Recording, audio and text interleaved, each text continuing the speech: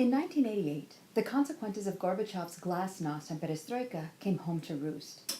While Gorbachev had hoped that his reforms would help to maintain the Soviet system, in reality, 60-plus years of Soviet rule had created a disaffected citizenry, especially in the countries of the Soviet bloc.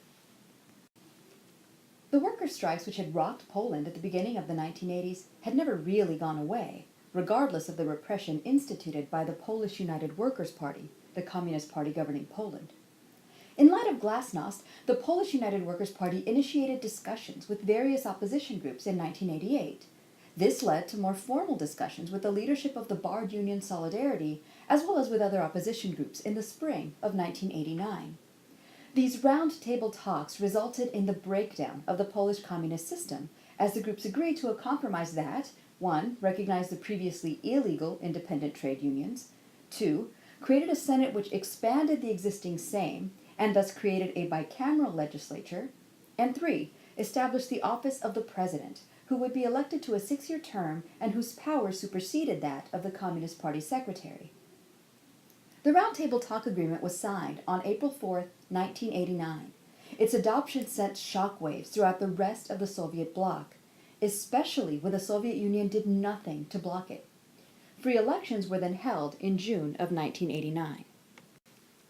Initially, the agreement held that all seats in the Senate and 35% of the seats in the Sejm were open for free election. The other 65% of the Sejm seats were reserved for members of the Communist Party.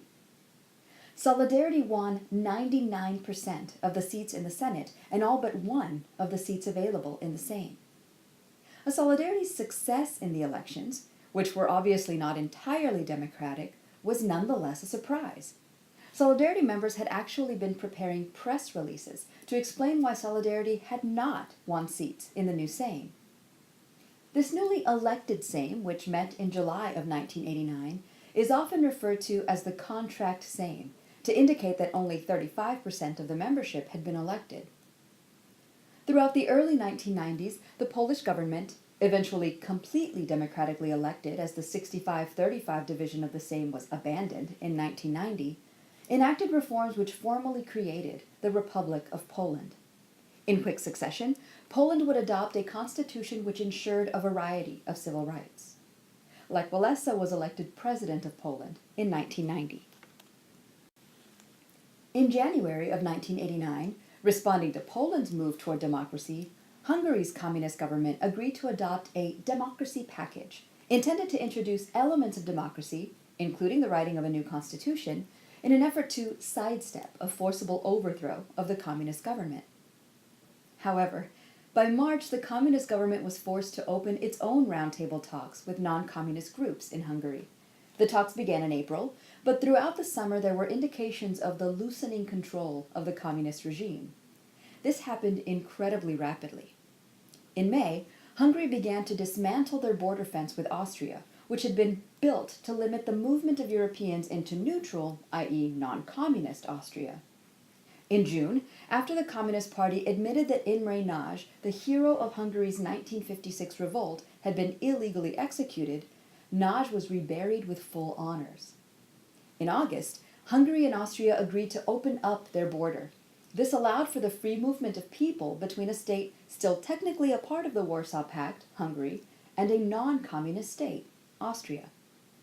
In September, Hungary's roundtable talks ended with an agreement that allowed for a mix between a direct and indirect democratic republic.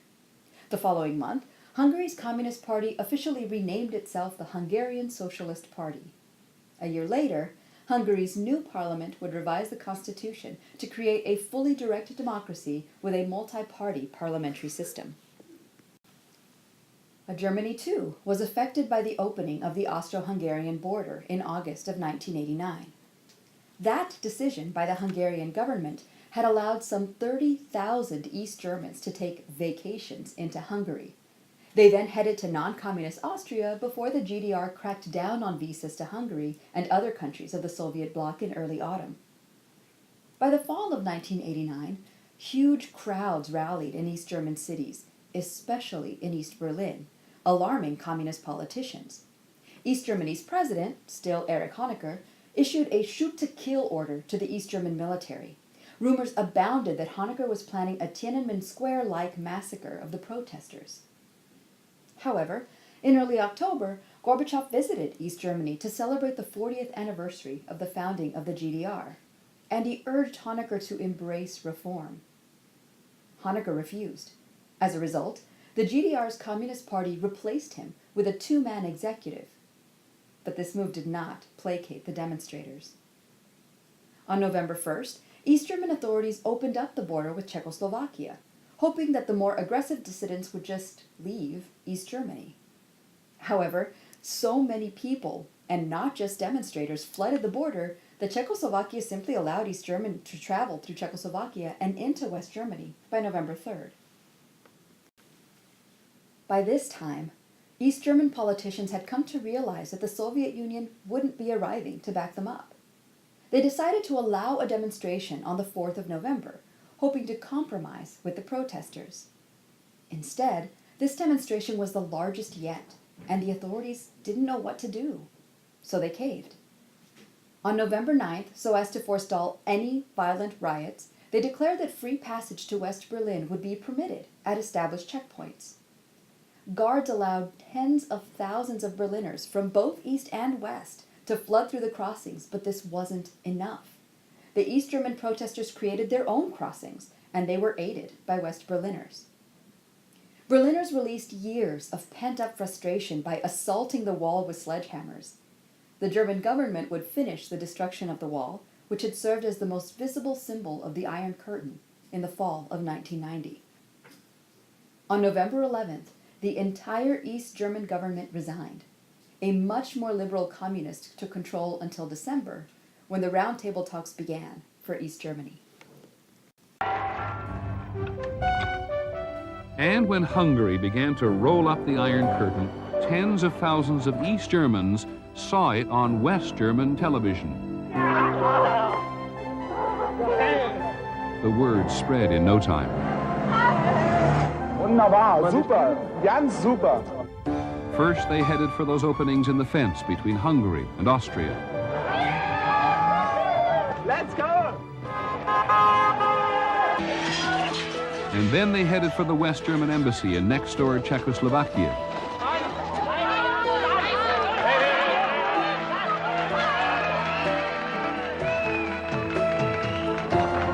The pressure of East Germans fleeing in such numbers forced the East German government to make one concession after another. The country was hemorrhaging. The pressure was too much. The communist leadership buckled. Travel restrictions, it said, would be lifted.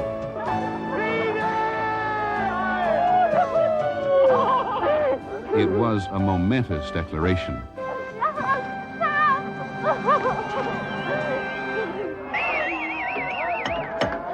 And that very night, for the first time since 1961, they made a hole in the Berlin Wall.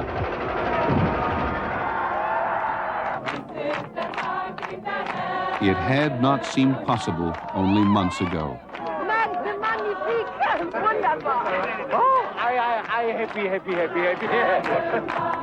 Happy. Now anything seemed possible.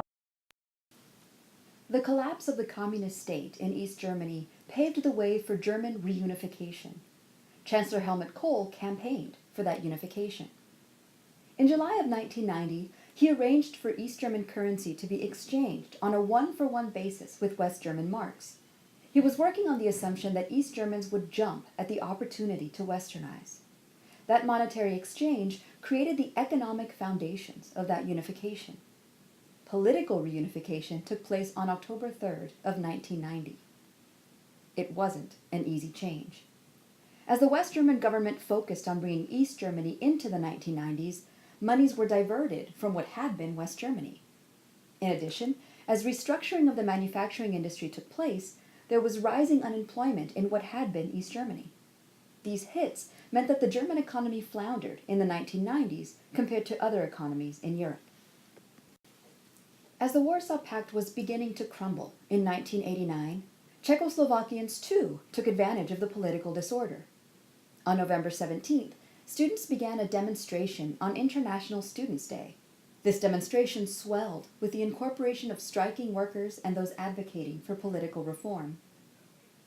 The primary party leading the demonstrations, the Civic Forum, was led by Václav Havel, a playwright and dissident who'd been imprisoned multiple times by the communist government. On November 24th, Havel appeared on a balcony overlooking Wenceslas Square with Alexander Dubček, the leader of the Prague Spring. They addressed the crowd, calling for the ousting of Stalinists from the government. Later that night, the two also appeared on stage at a nearby theater. That same night, the entire communist leadership in Czechoslovakia resigned, seeing no real hope for retaining power, as the Soviet Union was not forthcoming with its support. 4 days later, the Communist Party in Czechoslovakia announced that it would do away with the one-party system and hold free elections. At the end of December, Václav Havel became Czechoslovakia's president. Havel was still president in 1992 when Czechoslovakia split into two states following Slovakia's declaration of independence. In 1993, he campaigned for and won the presidency of the Czech Republic, an office he was re-elected to in 1998. He was the Czech president until 2003. Dubček, the man who tried to initiate reform in 1968, was elected the leader of the Federal Assembly, a post he would hold until June of 1992, and he died later that same year. Czechoslovakia's break from the Soviet bloc came to be known as the Velvet Revolution, a name coined by the spokeswoman of the dissidents. It was called so because of its largely bloodless nature, but also had a secondary meaning, as so many of Czechoslovakia's dissidents were connected to the performing arts. In 1989 and 1990, as European satellites of the Soviet Union abandoned communism, greater reforms also came to the Soviet Union. In December of 1989, Gorbachev had met with U.S. President George H.W. Bush at the Malta Conference, in which the two announced the end of the Cold War. In the Soviet Union, other political parties were now recognized, state restrictions of religious worship were removed, and the Congress elected Gorbachev the Soviet president. Pressure for the breakup of the Soviet Union mounted in the summer of 1990 when the Russian Republic, the largest state in the USSR, declared that its laws could override those imposed by the Soviet Union. Other republics followed with similar legislation. While allowing and even enforcing these more liberal reforms, Gorbachev remained skeptical of democracy, and in 1990 began a crackdown on nationalist movements in the Baltic states. This move didn't stop Lithuania from declaring independence in June of 1990. In response, Gorbachev ordered an embargo on Soviet oil and gas shipped there. Gorbachev's response to Lithuania's declaration led to the dramatic resignation of Shevardnadze, the man who'd helped Gorbachev enact the original reform policies in the Soviet Union. In Russia, Boris Yeltsin rose to power as a liberal reformer who challenged Gorbachev's authority and the legitimacy of the Soviet state. When loyal communists tried to unseat Yeltsin, they were repulsed by several 100,000 Muscovites. In late 1990, Gorbachev began shifting away from reform, a move which likely seemed encouraging to the more conservative members of the Communist Party and the KGB. In January of 1991, Gorbachev, in an attempt to maintain the unity of the USSR, tried to overthrow the new government of Lithuania. But the plot failed. Elections in the Baltic states showed that the people of the Baltic states wanted independence from the Soviet Union. In a televised speech in February of 1991, Yeltsin called for Gorbachev to step down as premier of the Soviet Union. Gorbachev responded by sending troops to Moscow in a show of force. In April, however, he abandoned his goal of keeping the Soviet Union intact and accepted the autonomy of the former Soviet socialist states. On June 12th, Russia's People's Congress of People's Deputies declared the state sovereignty of Russia as the Russian Soviet Federative Republic. Yeltsin was elected president of this new Russian Federation. In Russia, most people favored a restructured version of the USSR under Russian Federation control. Gorbachev, who'd been meeting with leaders in London at the time, returned to Moscow and announced a new party platform for the communists: humane and democratic socialism. He then left for vacation in the Crimea. Hardliners within the Soviet Union upset with Gorbachev's apparent acceptance, then revolted against him and placed him under house arrest. With this August coup, they'd apparently hoped to convince him to declare a state of emergency, which he'd agreed to do only if the Supreme Soviet declared such a move constitutional. Enraged, the conspirators declared Gorbachev incapacitated and announced that the second in command would take charge. But no one paid them any attention. To further underscore the Supreme Soviet's loss of power, KGB officials in Moscow refused the Soviet order to arrest Yeltsin. The conservative coup fell apart. In fact, all the coup really accomplished was the discreditation of the Communist Party in Russia. Gorbachev returned to Moscow a hero and adopted a more reformist stance again. Yeltsin suspended the Communist Party in the Russian Federation. Eventually, Gorbachev recognized the independence, not just autonomy, of the Baltic republics, Estonia, Latvia, and Lithuania, and he accepted the legitimacy of Yeltsin's decrees in the Russian Federation. However, one by one, the former Soviet socialist republics left the Soviet Union. Armenia, Azerbaijan, Belarus, Georgia, Kazakhstan, Kyrgyzstan, Moldova, Russia, Tajikistan, Turkmenistan, Ukraine, Uzbekistan, all withdrew from the Soviet Union in the late summer and autumn of 1991.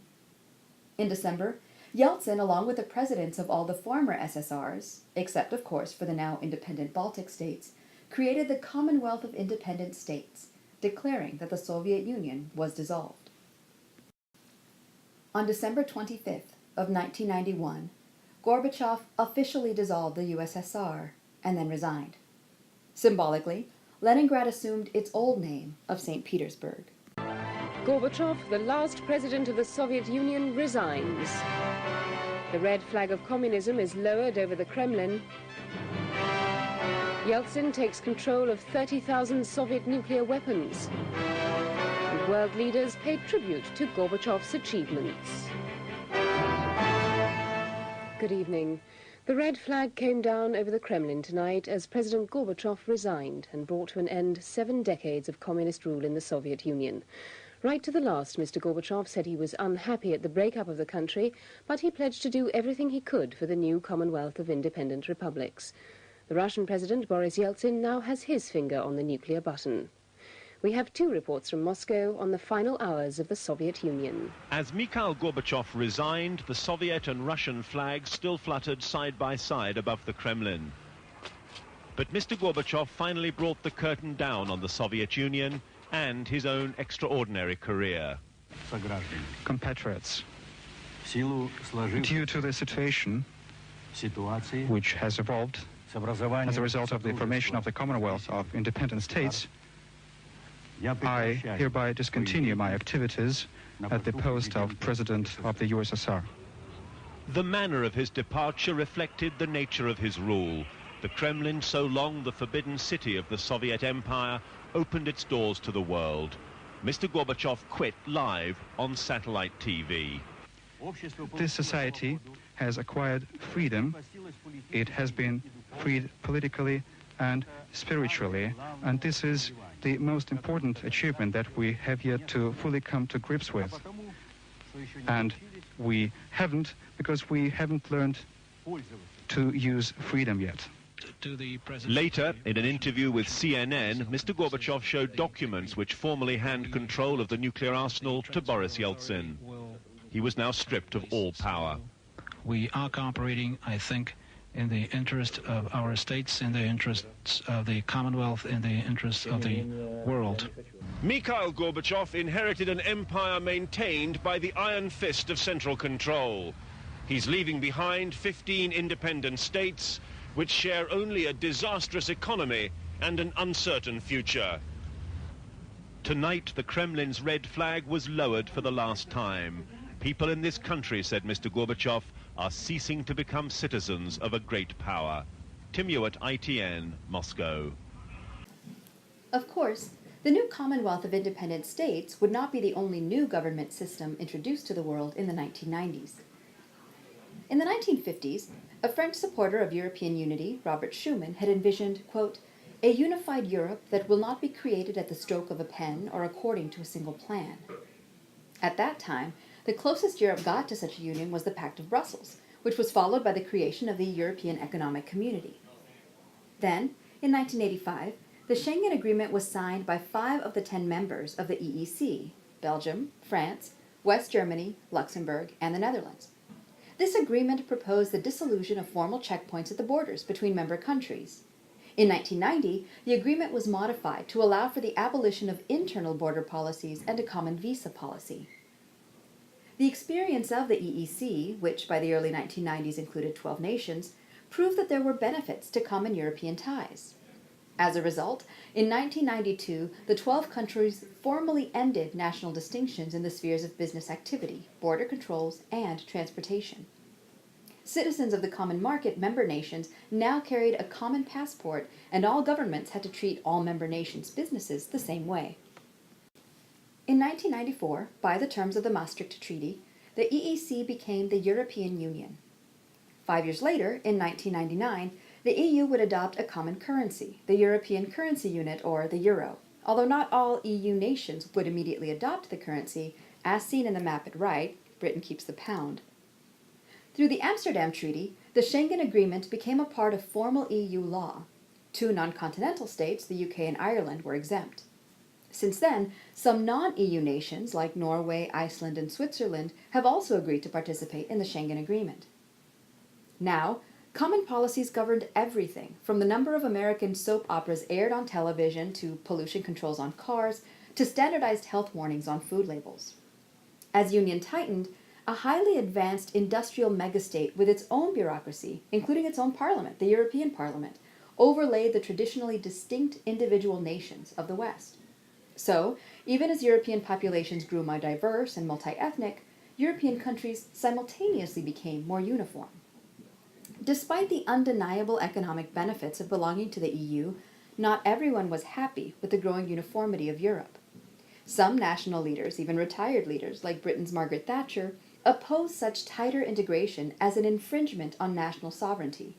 Thus, even as it was first formed, the EU faced stiff criticism. On screen you can see a map of the EU, which will quickly be out of date, most notably as Britain exits the Maastricht Treaty, but also as other European countries apply and are accepted to the Union. So, by the mid-1990s, Europe looked quite different to what it had been for most of the 20th century, and those changes had occurred quickly, within 5 or 6 years. In the aftermath of such big political shifts, smaller ones, more violent ones, would emerge, particularly in the place that had always been Europe's hotbed, the Balkans.